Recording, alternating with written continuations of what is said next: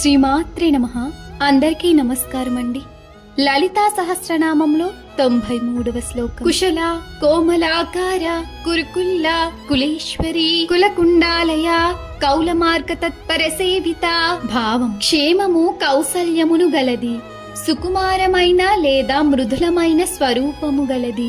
శ్యామలాదేవి కులమార్గమునకు ఈశ్వరి, కులకుండలమును నిలయముగా గలది, కౌల మార్గమును అనుసరించే వారిచే సేవింపబడునది. ఒక్క క్షణం ఊహించండి, ఒక మనిషి జీవితంలో చాలా కోరికలు ఉంటాయి.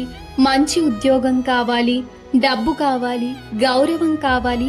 అన్నీ సాధించిన తర్వాత కూడా అతని మనసులో ఏదో వెలితి మిగిలిపోతుంది. అప్పుడు అతను అమ్మవారిని ప్రార్థిస్తాడు.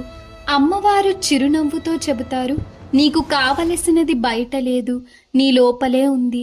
అందుకే ఆమెను కులమృతైక రసిక అంటారు. అంటే ఆత్మానందమే నిజమైన అమృతమని తెలియజేసే తల్లి, కుల సంకేత పాలిని, ఆ దివ్య జ్ఞానాన్ని కాపాడుతుంది. కులాంగన, కౌలిని భక్తులను ఆధ్యాత్మిక మార్గంలో నడిపిస్తుంది. ఎలా తల్లి తన పిల్లవాడి చేతిని పట్టుకొని సరైన దారిలో నడిపిస్తుందో అలాగే అమ్మవారు కూడా మనల్ని నడిపిస్తారు.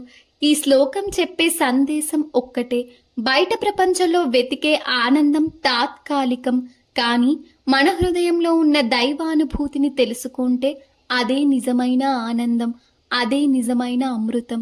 శ్రీమాత్రే నమః.